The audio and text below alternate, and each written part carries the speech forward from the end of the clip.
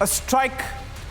Now, we don't know whether it was Russia or Ukraine. Russia claims Ukraine struck the Donetsk region at a railway station where thousands of people were waiting to leave. Let's play out the pictures, in fact, of what happened in Kramatorsk in Donetsk. Now, those pictures tell you how dangerous this could get. And it's not the first time that the missile has struck this particular region in Donetsk. In fact, a few weeks back, you had over 20 people die in a similar Tochka-U missile strike. And this morning, another missile strike in a pro-Russian bloc-held region. In the pro-Russian bloc, there's been another Tochka-U missile strike. Russia claims it was Ukraine that fired. Russian bloc, the Donetsk Republic, saying it was Ukraine that fired. But Ukraine counterclaim. They are claiming it was Russia who fired. So nobody wants to take the blame, but someone fired the missile, and neither of them are willing to take the blame for what really happened. Now, on the show this evening, there is another big breaking development. We saw what happened in Bucha. The body bags, the mass graves. There is a video that is going viral, and the Ukrainian media isn't talking about it. The Russian media is using the video to claim that their soldiers were tortured. If I have that video, I want to play that video out, and we will tell you what's happening. Russian soldiers in the war zone, and this is the video that was tweeted by the Russian media, and the Russians, in what seems like a soldier who's injured.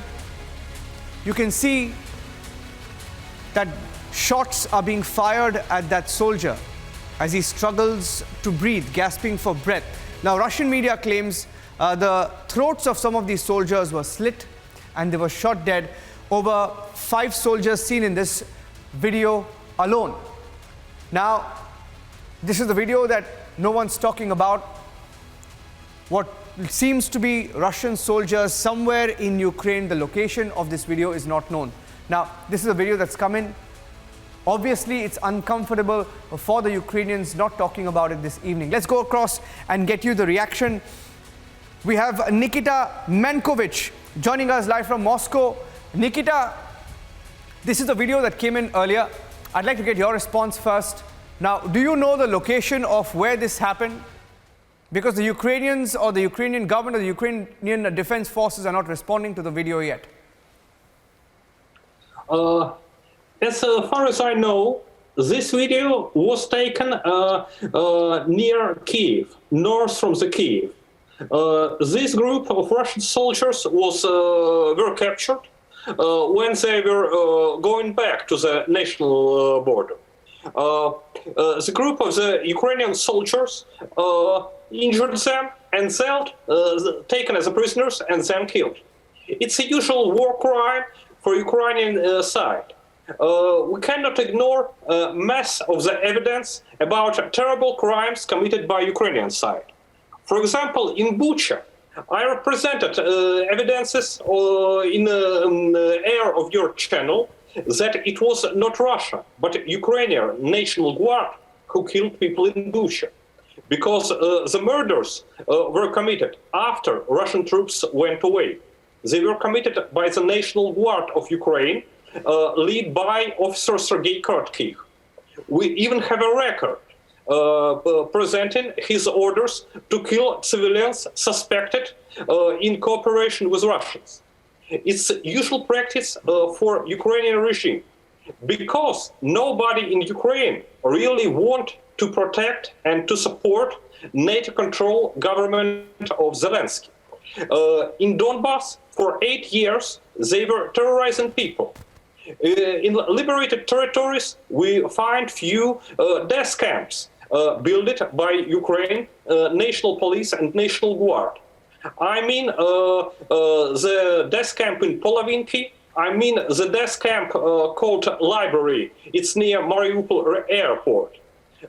Both of them are open for the journalists. If you had your correspondents there, you may send them to show your people what actually are doing Ukrainian terrorists. I think that the problem of the Zelensky words is that he is lying from the beginning to the end.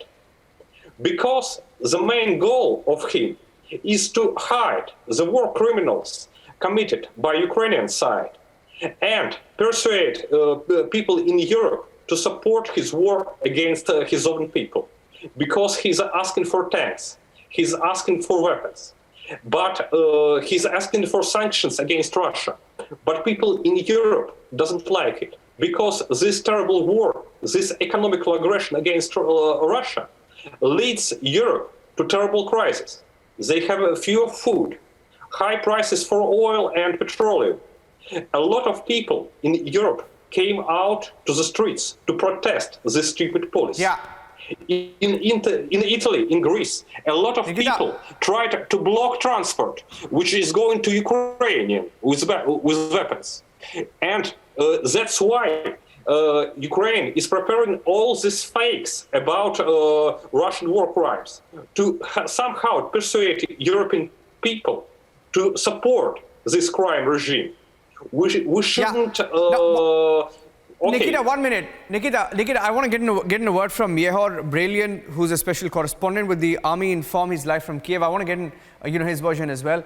One of the things, Yehor, that President Zelensky said while speaking to Arnab yesterday was that he doesn't want to use any of the weapons that Ukraine has to attack Russia or its people.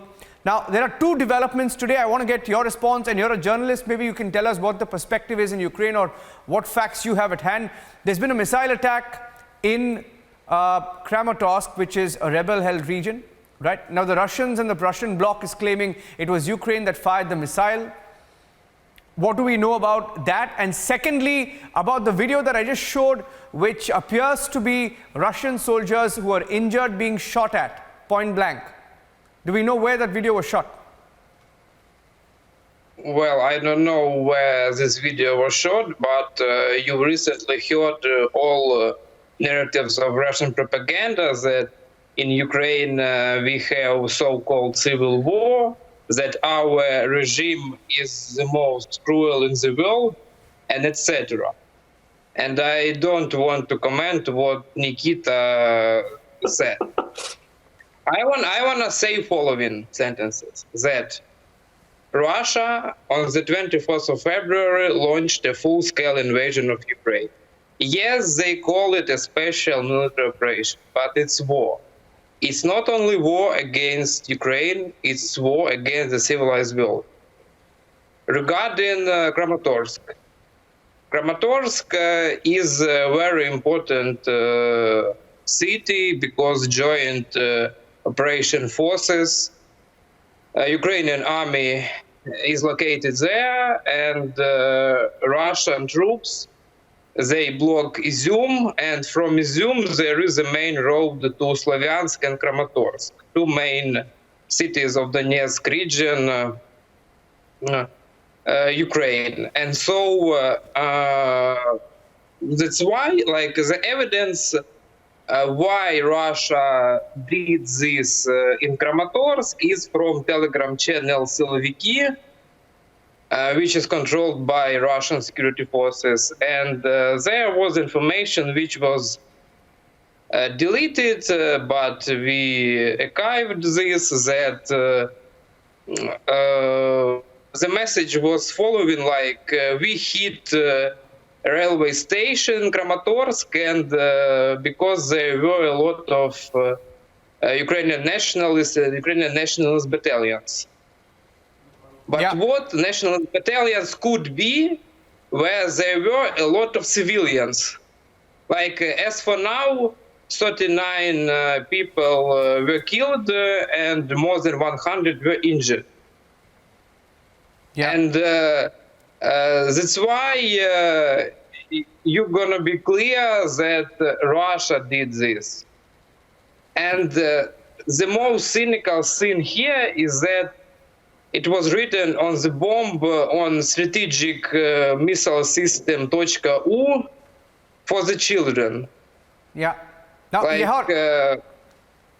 Yehor and Nikita, I want you to stay with me. I have to take a short commercial break at this point. I know you want to respond, Nikita, but I need to take a short break. I'll come back from this break and I'll get a response, quick response from the both of you, because I have some more videos that are coming in and also some responses to what President Zelensky said about security guarantees and security guarantors. We've had different countries respond to that. Taking a break on Republic TV. When we come back, When we come back, getting you more details of security guarantees to Ukraine becoming the top focus after Zelensky's appeal in the interview to Arnab. That's coming up after a short break on the biggest story tonight. Now, you've had Italy.